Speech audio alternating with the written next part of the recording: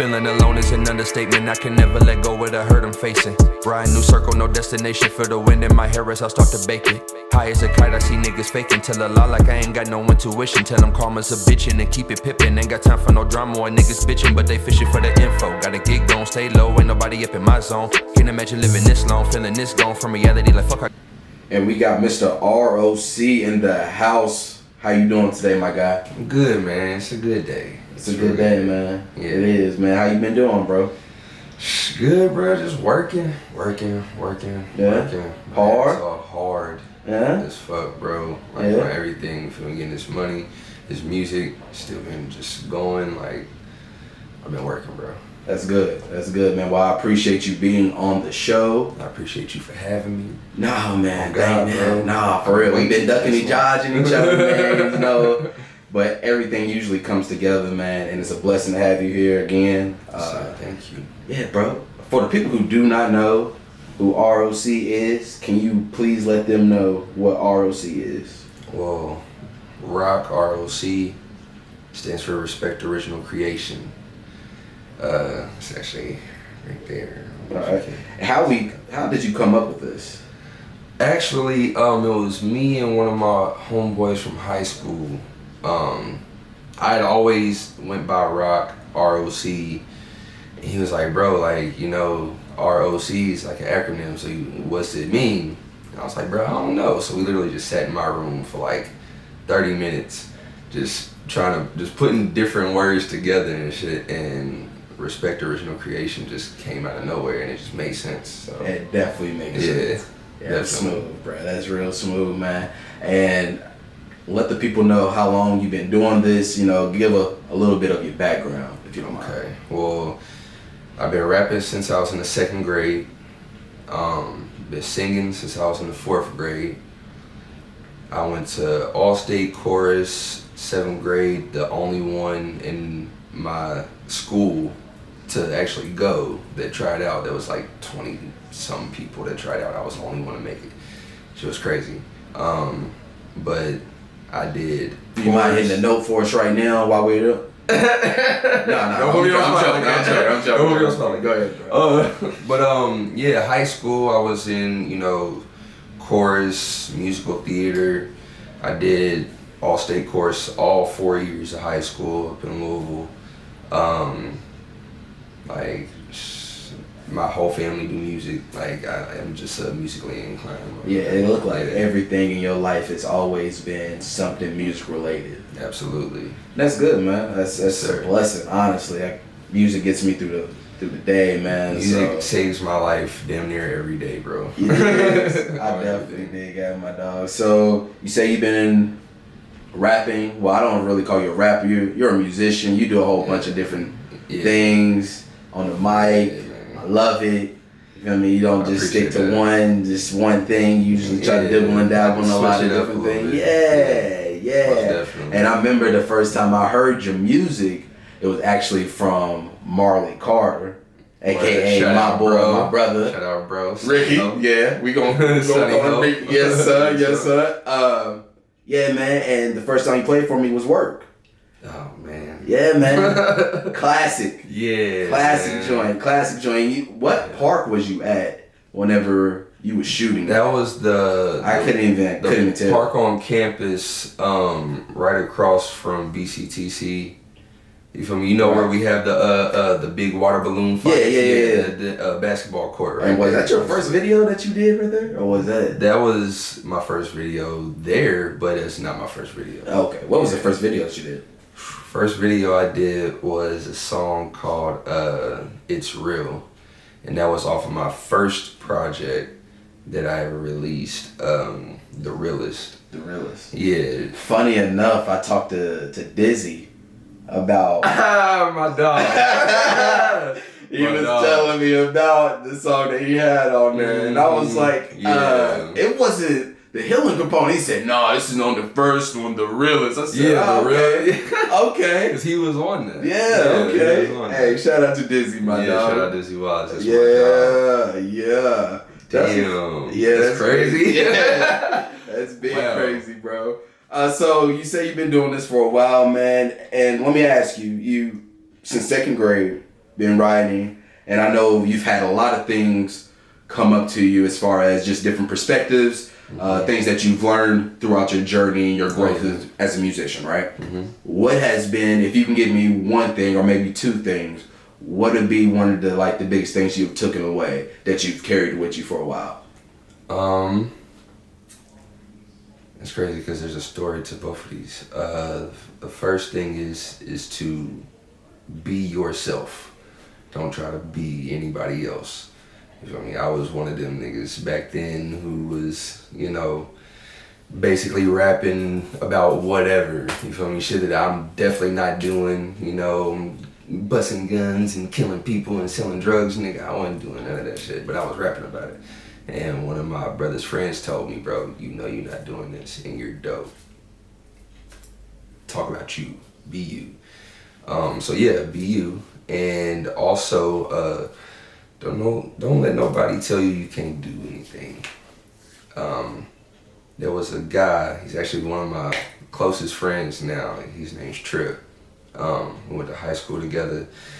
I remember walking down the hallway because I was the singing guy. I was in chorus. You feel me? Like, yeah, I was rapping and everything, but nobody was really fucking with me then. So I walked down the hallway and I'm rapping, you know, one of my songs, and this nigga turns around, looks at me and said, bro, stop rapping. Stick to singing. You got me fucked up. What? Start writing, going. Right. You feel me? Did not stop. Right. All to just like prove basically to this man, like, you got me fucked up. You got the wrong one. You feel me? I'm gonna show you how dope I am. Yeah. And I mean, that was my dog back then too. You feel me? Him just saying that to me, it just kind of sparked something in me. Just like, nah, you need to go harder. Yeah. But like, yeah, don't. That's let what nobody, you needed, right? Yeah, absolutely. Yeah. Don't let nobody tell you can't do anything. Right. Sometimes you gotta reevaluate yourself and come back a little harder. Yeah, absolutely. Especially if it's something that you're passionate about. For sure. You feel me? Because practice makes perfect. So, yeah. Hey, man. You know what I mean? Blessings. Yeah. And you're an artist in Lexington. And Sir. I don't think that's the biggest feat that a lot of people make it as. But do you think there's a lot of pressure? And I'm not saying that's particularly on you, but just a pressure on Lexington artists trying to make the biggest hit, make the quickest song out here, just to compete with our comrades in Louisville and how much success they've had over these last couple years?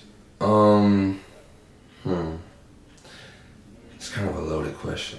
That was a loaded question. I had that. I did. But okay, for me personally, I don't really feel no pressure with this shit. Like, especially any artist anywhere, you know. But in my city, like, of course, you know, I got respect for all the artists here, especially the ones that I grew up with. But like them in Louisville, yeah, they got their whole thing going, and everything, and it's booming. You feel me? It's not a little thing; it's a big thing. But I'm not finna compete with nobody but myself. You feel me? I am me. You know, they are them. Kudos to what you do. Kudos to your story, to your truth, or your lies, or whatever it may be that you put in on wax. But like caps, no. You feel me? But like, you know, for anybody to competition is a really, like, how can I say this?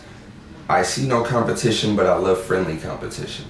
I'm an iron sharpens iron kind of guy. You feel me? So when I see or I hear competition, it's okay, can you go harder than me?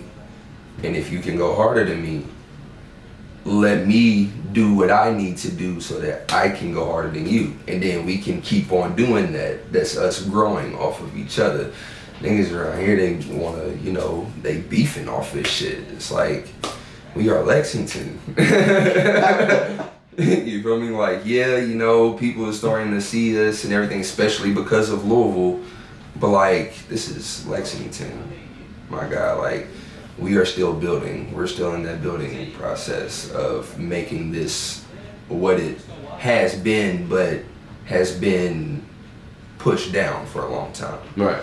You know, this is a bluegrass, country, all that stuff, and hip hop has always been around and thriving in this place, but it's finally being heard now. You know. So yeah, just do your own thing, man. Fuck all that competition and shit. But if you trying to eat me on a track, I want you to try. You know, I beg of you, please. You hear that, folks? You heard it here on Genre. The competition has been placed. Yeah, and then we can keep on doing that. You feel me? Let's build. Let's work. All right, bro. So let's talk about the music. Yes, sir. Let's talk about the EP that you just dropped, As I Am. When did you drop this? May 29th. May 29th, bro. Yeah. That's your baby. You know. There it is, fellas. Yeah. Gals.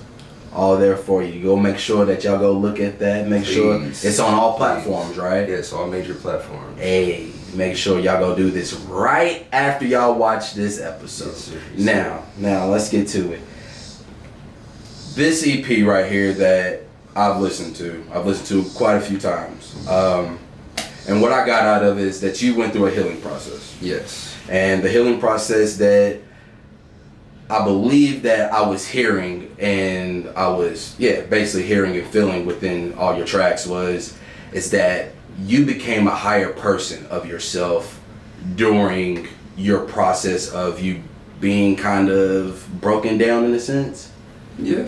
If you want to put it like that, I don't. If I'm mistaken, please tell me. I mean, basically, like, I had gotten out of a relationship or whatever. Okay. Pretty big heartbreak. I love hard. You feel me? And it definitely broke me down, but it got me to a place where I needed to be. Right. Like a place of self-discovery. Even though I felt like I said, place of self. Place of self. Okay. Yes. Of self. All right. To actually work on me. And you feel me? After that, it was, a big love that I feel that I lost. But the best way that I know how to cope is to write about it. And for a while, like, people have been telling me that I needed to get back to this certain rock. My 2 projects ago, before this one, before the last one, the healing process is actually a project that I made. And I'm very transparent. I have to be.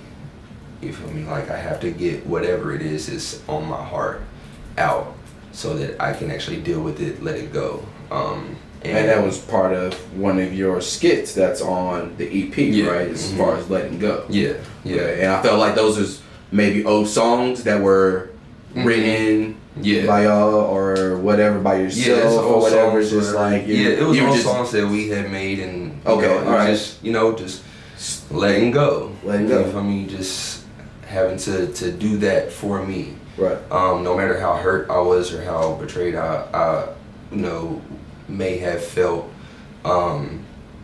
it is what it is, and I need to work on me now. I think a lot of people, especially of our age, have a hard time with those 2 words, is letting go. And I'm sure, I'm not even sure, I know, I'm positive I'm one of those people that have a hard time letting go of certain things, especially if I'm passionate about those certain things. Yes, definitely. And that's me as well.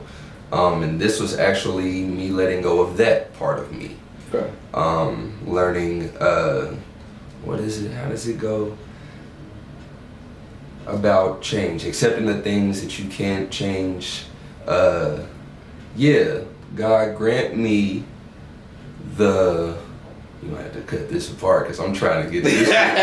Just whenever you get it all together, just say it together. Hold on. Because I can cut it in. You know what? Nah. Keep everything there.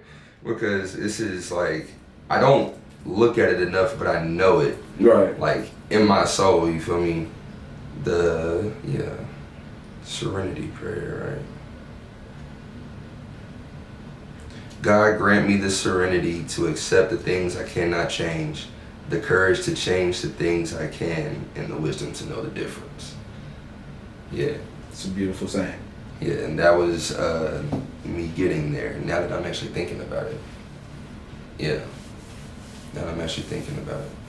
Because it's a story, like the whole thing is a story. Right. You feel me? Like, it goes from bad to good. Literally. Every song, it gets better and better and better until I finally figure out who the hell I am. And I know who the hell I am now. All right, Rock, so let's talk about some of your influences. Okay. Some of the people that I hear within your music. I hear you talk about your mother, talk about your daughter a lot, and there was a particular other lady or a girl that you like to talk about in there. I don't know entirely who that is. Yeah, so yeah, my mother, my daughter, and also my first daughter who died in the womb. Okay. Yeah. Whenever you're talking about your mother and your two daughters and your music, how are you going about that? I mean, just talking, you know, Just talking about it. your Yeah, like getting through, just basically almost getting through. Yeah, so one of my projects, The Healing Process, I had started writing that after my mom died. Okay. And my mom is the biggest influence that I have. Like, she was my #1 fan. Definitely wanted me to keep going with this because, you know, she seen that for one, I loved it, and for two, I was good at it. And my daughter that passed, her name's Kimberly. You know, that's just a blow, you know, to deal with, and, you know, to have your seed not make it into this world. For sure. You know, it definitely changes you. But then I have my rainbow baby, Amika, who's here now, 4 years old. What's up, little baby? She's just like me. Like, she loves music, she loves to sing, and she loves my music. That's key. Yeah. Yeah. I can imagine what it be like to be playing your stuff, and your kid be like, "Hey, bro, this ain't me. This is me." I need this ain't. Oh, for real? That's you, pops? My fault. My fault. Yeah. Yeah, man. You don't want that in your life, man. Yeah, I had to punch my little homie off that, bro.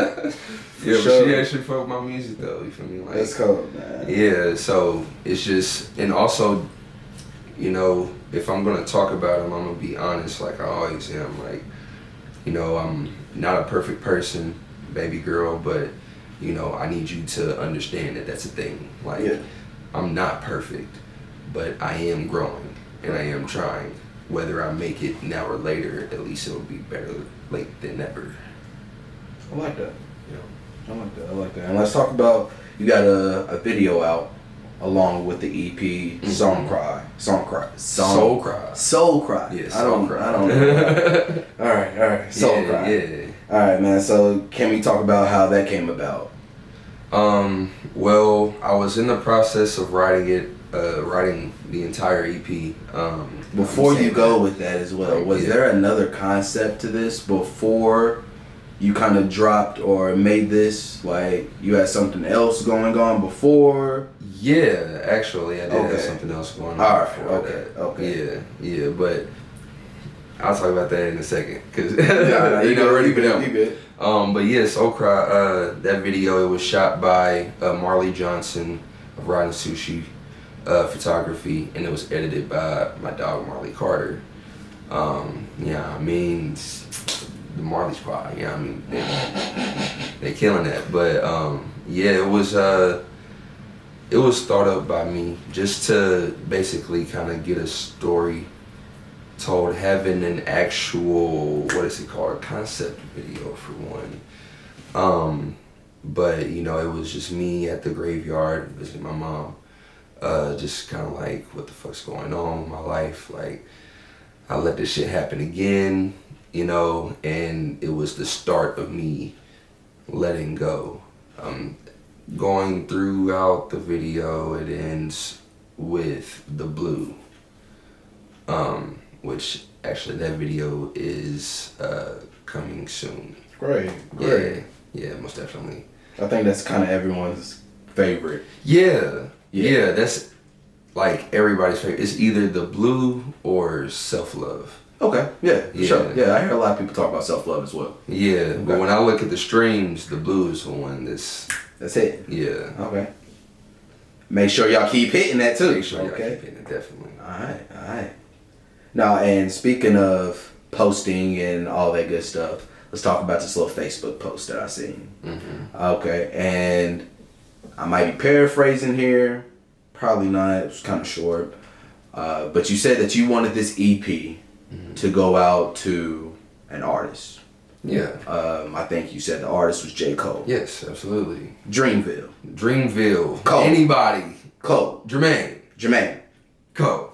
Yes. Okay. Why Cole? I vibe with Cole a lot more than any other rapper, honestly. And I mean, shit, also, we Aquarius. You feel me? His birthday's 2 days after mine. You feel me? So like, but other than that, you feel me? It's just the vibe and the energy. Like Dreamville as a whole with Jid, Earth Gang, Boz. Like, I feel like my music will go well with them, and I feel like we would all work well together. And I mean, whether it happens or not, really don't matter to me, for real. But I would definitely love for that to happen. Yeah, put yourself in that position. Oh yeah, most definitely. That's it. Definitely gotta put myself in a position. But sometimes even when you put yourself in a position, you just gotta, you know, kind of have a sense of basically not getting your hopes up too much. You gotta have a thick skin when you come into you're being smart about it, like being realistic. For sure. You know, because there's a whole lot of artists out here. Yeah. A whole lot of great artists out here that they might hear before me. Right. I just know eventually I am going to be heard by J. Cole, at least this project right here, because it fits well. All right, man. And I know, like you said, you just dropped this not too long ago, but what's next for R.O.C? What do you got going on as far as you performing out here, life after COVID, even though we got another strand of COVID, but life after COVID, we'll talk about that afterwards. Wear your mask after this. But anyways, yeah, man. So what you got going on? What do you got? I got some performances coming up next weekend, actually, on the 31st of July. There is a competition being held in Louisville. There's going to be some Grammy-nominated producers, engineers up there that's judging it. I will not be participating in the competition because of conflict of interest, because my management has a hand. But I will be performing. Okay. So there's that. Also, I got videos that's in the works, coming soon. More music is being made, like, all the time. You feel me? So that's definitely coming soon too. And maybe an album. That's all I'm saying. Maybe an album at some point. All right, man. Well, we appreciate it, man. I look forward to all those things that you've talked about. And hopefully we can have you back on the show. Yes, anytime. For sure. What's the time? Anytime. Anytime, my dog. Yeah, anytime, man. I appreciate you, man. I look forward to seeing your growth as a man, as a musician, bro. And we'll be seeing you, my G. Thank you so much, bro. Peace. Wasting my energy, I don't see a need to keep it up, tap into my energy. Free to leave and go away whenever the fuck I feel. Don't give a fuck how you feeling about it, this is that real. I don't appeal to too many, but this right here not for them. This shit for me and the ones that can't seem to get crystal clear.